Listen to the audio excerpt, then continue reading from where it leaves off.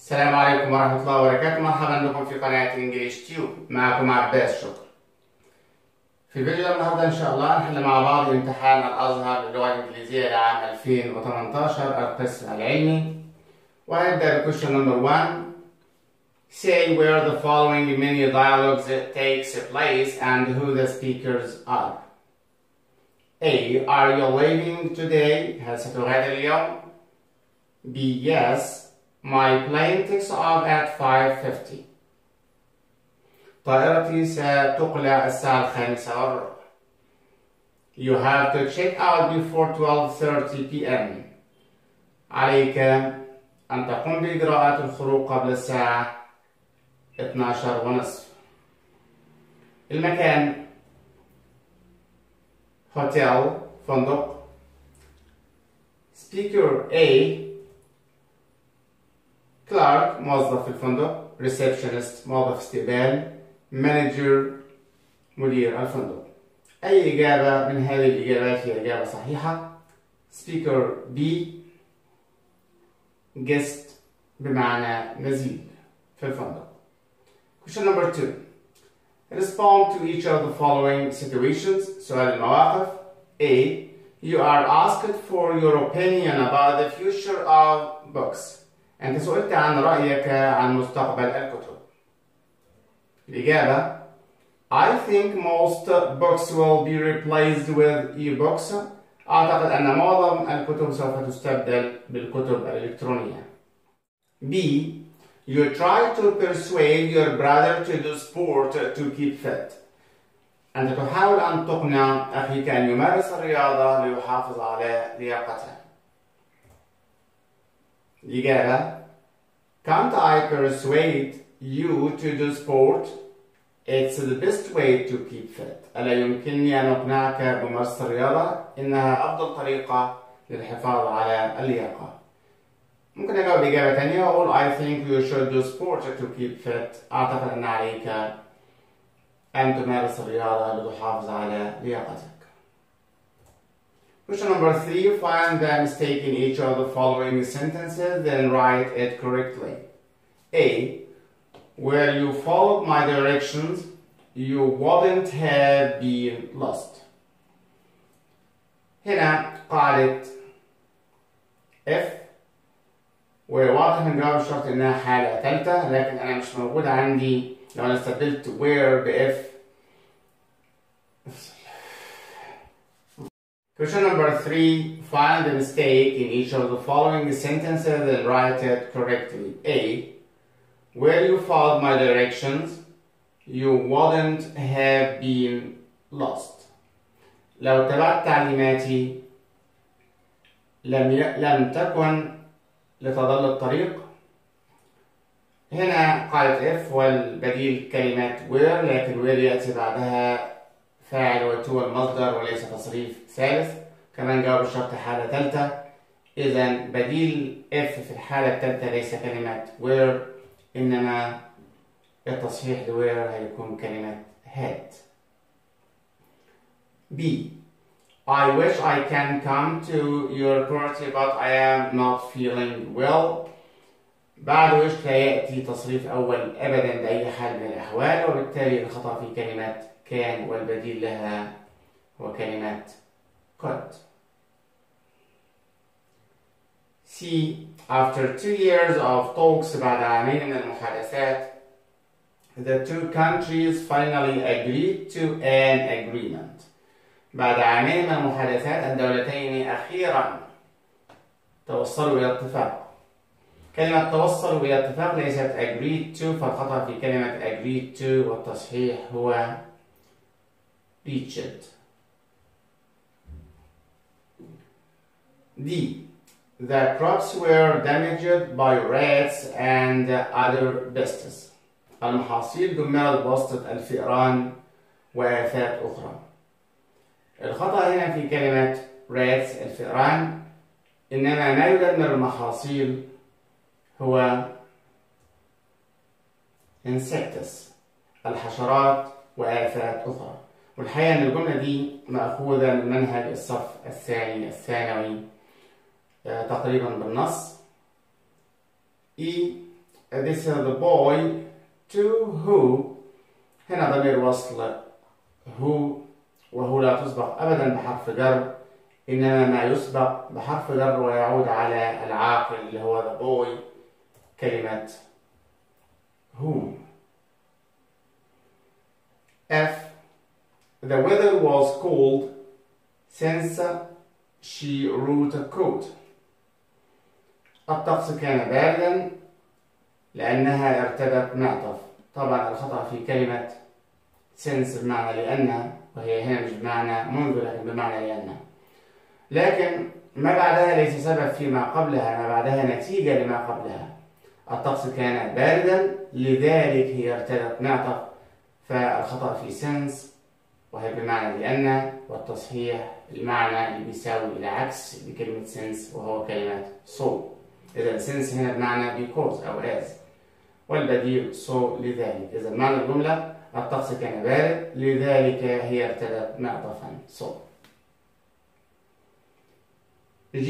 Our furniture won't deliver until Monday. أثثنا سوف لا يوصل حتى يوم الاثنين، وطبعا الأساس لا يوصل إنما يوصل، فالخطأ في كلمة deliver المبنية للمعلوم، والتصحيح أن تبنى للمجهول فتكون الإجابة deliver خطأ وتصحيحها be delivered. طبعا be عشان موجودة بعد الفعل ناقص وهو كلمة won't be delivered، سوف لا يوصل حتى يوم الاثنين. You need good communication skill to be a teacher. تحتاج إلى مهارات تواصل لكي تكون مدرس. أنا محتاج إلى كلمة مهارات، ومهارات ليست skilled بمعنى ماهر أو ذو مهارة، فالخطأ في skilled والمطلوب كلمة skills.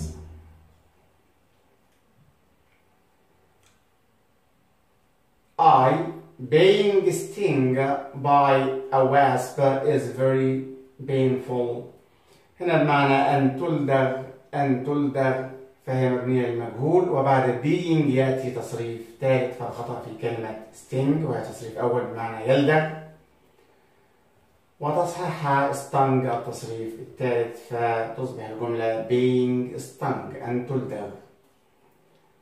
J. She asked me if I have ever been to Italy.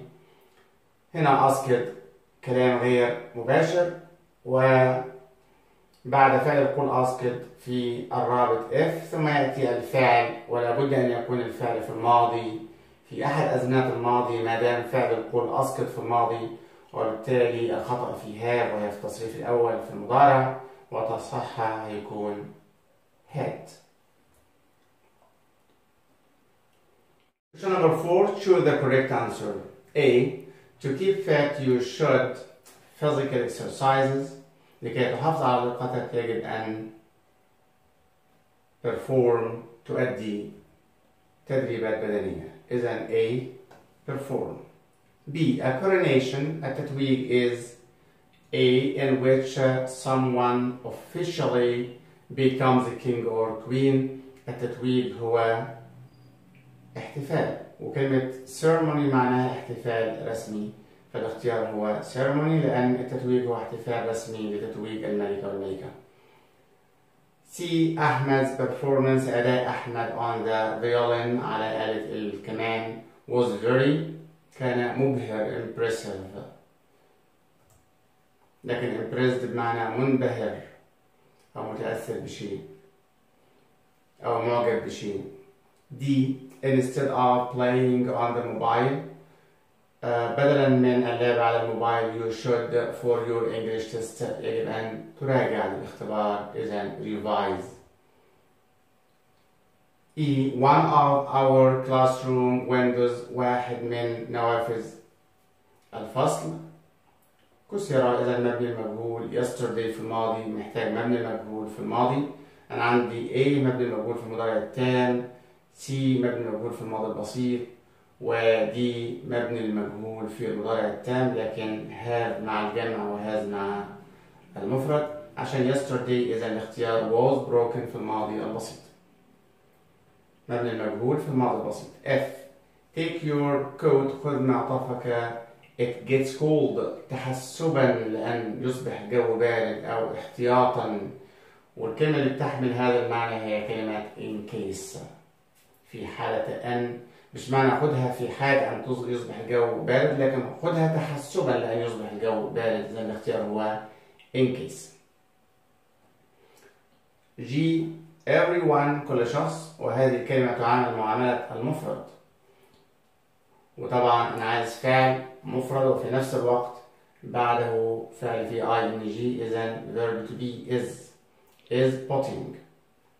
H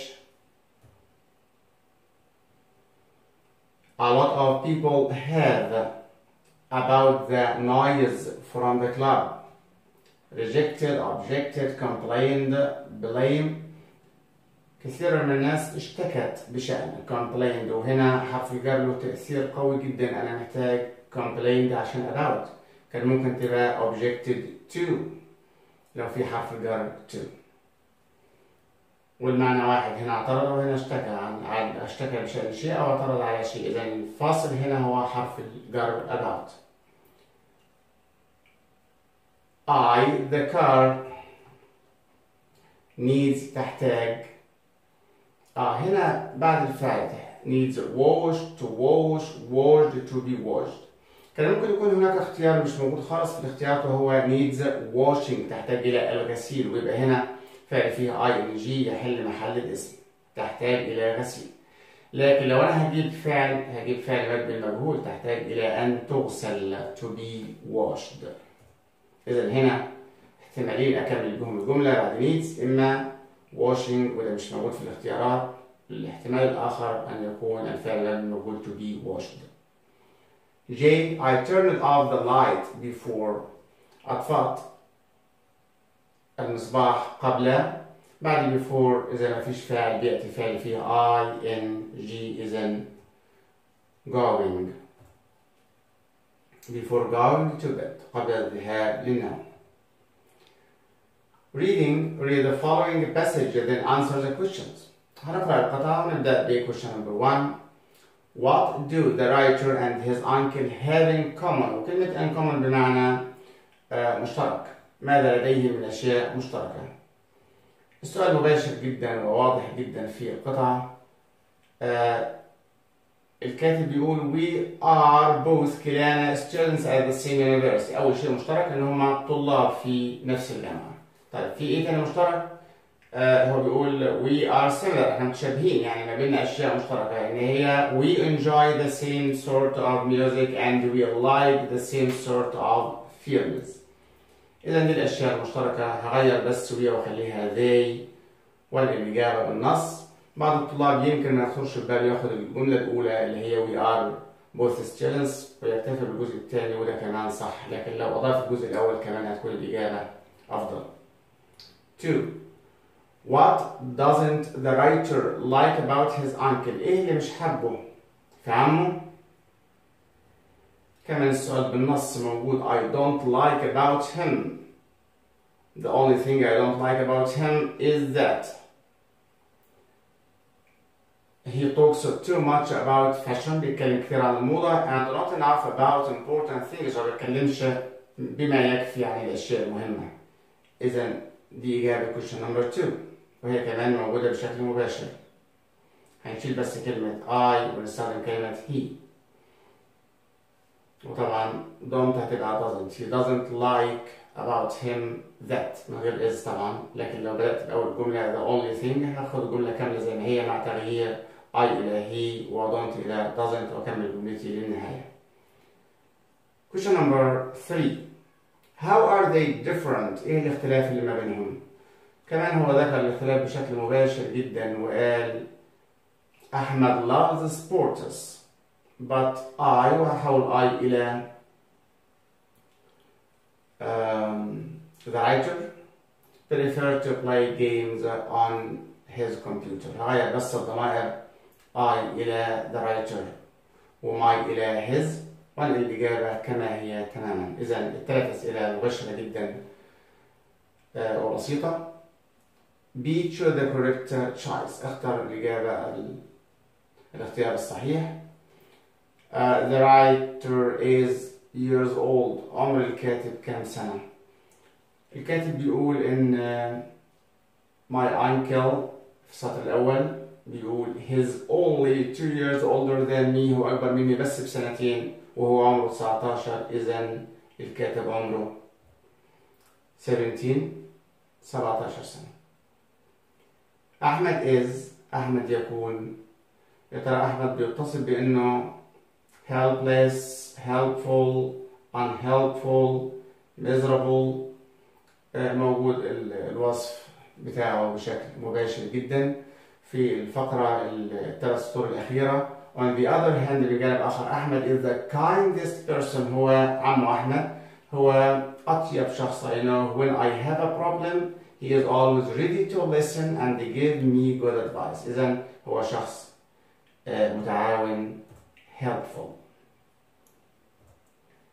The prisoner of Zenda. الحقيقة في القصة الناس اللي تابعت معانا الجزء اللي كنا مخصصينه كذا فيديو 11 فيديو كنا مخصصينهم لمراجعة الأزهر هيعرف كويس جدا إن أسئلة القصة سواء الأسئلة المباشرة أو حتى الكوتيشن هو موجود بالنص من أسئلة المراجعة. الكوتيشن الغريب إنه هو نفس الكوتيشن اللي موجود في امتحان العام الماضي للقسم العلمي، واحنا حليناه وحطيناه ضمن أسئلة المراجعة في اليوم اللي قبل الامتحان مباشرة، فأكيد اللي قراه عرف ببساطة أوي إن هو يجاوب. ودي أهمية إني أهتم بالامتحانات السابقة وبالورك بوك وبالامتحانات التجريبية. هنشوف الباراجراف حصل فيه إيه بعد شوية. Question number 1. Why did most of the people in Britannia want the Duke to be the king? كمان السؤال ده كان موجود بالنص. Because he always lived in Britannia. لأنه دايما كان بيعيش في بريطانيا and cared about people ومهتم بالناس. So people liked him. عشان كده الناس أحبته and wanted him to be the king. وأرادت أن يكون هو الملك. Question number 2. How did the Duke try to get rid of the king? إزاي حاول يتخلص من الملك ولماذا؟ طبعا اللي كان موجود هو الجزء الأولاني كيف حاول أن يتخلص من الملك، زاد عليه لماذا، كلنا عارفين ليه طبعا حاول يتخلص منه. حاول يتخلص منه by putting poison in the king's cake. وضع السم في كعك الملك. طب ليه؟ Because the Duke wanted to be the king. أراد أن يكون الملك أو كان يريد أن يكون الملك. Question number 3. Why did Sabt have Resendal fold everywhere? ليه سابت تخصص ناس عشان تتابع أو تتبع رسندل في كل مكان يذهب إليه؟ طبعا الحماية to protect him from the Duke's men. ليحميه من رجال دوك مايكل who wanted to kill him. الذين كانوا يريدون قتله أو التخلص منهم. B. Quotation. Why doesn't my brother kill me now? لماذا لا يقتلني أخي الآن؟ طبعا قلنا هو نفس الكوتيشن بالضبط الموجود في امتحان العام الماضي 2017 القسم العلمي. Who said this to whom؟ من قال هذا وإلى من؟ The real king said this to Ditchard. الملك قال الكلام ده لديتشارد. وكانوا فين؟ كانوا they were in a room in the castle of Zenda. كانوا في غرفة في قلعة زندا. Paragraph writing. Write a paragraph of not less than 8 lines. اكتب paragraph فيما لا يقل عن 8 أسطر عن what you are going to do when you graduate. ماذا سوف تفعل عندما تتخرج؟ الحقيقة احنا كمان كنا حاطين في مجموعة المراجعة الباراجراف المتوقع وكان فيه 6 موضوعات. كان أحد هذه الباراجرافز الموضوع السادس كان a job you would like to do. الوظيفة التي تحب أن تؤديها. نفس الموضوع بالضبط هو المطلوب، لأنه لما بيقول لي ماذا تحب أن تفعل بعد التخرج يعني عاوز تشتغل إيه؟ إيه اللي أنت حابب تعمله أو تشتغل فيه. وبالتالي أنا هكتب نفس الموضوع بهذا الشكل. هاخد العنوان أكتبه زي ما هو مع تغيير طبعا you are إلى I am. ثم اللي قدامنا ده كان نفس الموضوع بالنص اللي احنا كاتبينه في الباراجراف المتوقع. I dream of being a doctor. أنا أحلم أن أكون طبيب because it's a great job. لأنها وظيفة عظيمة. That's why I should do my best to achieve my goal. لذلك ينبغي علي أن أبذل قصارى جهدي لتحقيق هدفي. ثم الموضوع إلى نهايته. كل اللي ممكن أعمله عشان الجملة الرئيسية مهمة أوي تاخد نفس النص اللي موجود في العنوان، هنغير الجملة الرئيسية تغيير بسيط ونقول I dream of being a doctor because it's a great job. نفس الجزء الأولاني. That's why لذلك I'm going to do my best. لذلك سأبذل قصارى جهدي to be a good doctor عشان أكون طبيب كويس. ده اللي أنا هعمله when I graduate. عندما أتخرج. ثم هكتب الموضوع بتفاصيله زي ما احنا شايفينها. I'd like to be a doctor because I don't want to see people suffering. لأني لا أحب أن أرى الناس تعاني from diseases. I hope the world will be free from sick people. أتمنى أن يكون العالم خالي من المرضى. I hope I'll take part in helping people. أأمل أني أشارك في مساعدة الناس in my country to be healthy أن يكون أصحاء and to enjoy the blessing of health وأن يستمتعوا بنعمة الصحة as it is the greatest blessing لأنها أكبر وأعظم نعمة. Since I like children so much لأني بحب الأطفال جدا I'd like to specialize in treating them. أحب أو أود أن أتخصص في علاجهم. I'll do my best to see smiles decorating the faces of all children. سأبذل قصارى جهدي لأرى الابتسامات تزين وجوه الأطفال and to see them enjoying happiness وأراهم يستمتعون بالسعادة and good health والصحة الجيدة. I know I should study hard to achieve this great dream. أنا أعرف أن يجب أن أدرس بجد لأحقق هذا الحلم and I'll do وسوف أفعل ذلك. Finally, my dream is to be a doctor and I'm going to do my best to achieve it because it's a great job. ده كان الباراجراف اللي احنا حددناه من الموضوعات المتوقعة والحمد لله إنه هو موجود. وبنأكد تاني تابع معنا على القناة عشان تستفيد على مدار. إذا كنت طالب أنهيت السنة وعايز تعرف النتائج أو حل الاختبار فقدامك حل الاختبار. وإن كنت طالب بتدرس للعام القادم فده هيأكد لك قد إيه مهم تتابع القناة وتستفيد منها. F. Translate. A. Translate into Arabic. Microorganism البكتيريا need food تحتاج إلى الطعام water الماء warmth الدفء and in some cases وفي بعض الحالات air الهواء to grow and multiply لكي تنمو وتتكاثر. To preserve لكي نحفظ our food طعامنا we have to make conditions علينا أن نجعل الجو المحيط أو الظروف المحيطة dry جافة and very cold وباردة جدا unsuitable وغير مناسبة for the growth وغير مناسبة للنمو and multiplication وتكاثر of microorganism. البكتيريا تحتاج إلى طعام وماء ودفء وأحيانا الهواء لكي تنمو وتتكاثر. فلكي نحفظ طعامنا ينبغي علينا أن نجعل الجو المحيط جاف وبارد جدا وغير مناسب لنمو وتكاثر البكتيريا. B. Translate into English. تلعب وسائل الإعلام دورا حيويا في تشكيل الرأي العام. Mass media plays a vital role in forming the public opinion. ده كل شيء في امتحان الأزهر لعام 2018 القسم العلمي. وزي ما شفنا كثير جدا من الأسئلة موجودة بالنص من الامتحانات التجريبية الاسترشادية وامتحان العام الماضي وامتحانات الورك بوك والباراجرافات المتوقعة اللي كنا محددينها. إذا تابع القناة، تابع من أول السنة شرح المنهج، جرامر، كلمات، كل ما يتعلق مواقف وكل ما يتعلق بمنهجك في الصف الثالث ثانوي من البداية إلى فترة المراجعة. إذا عجبك الفيديو دوس لايك and subscribe.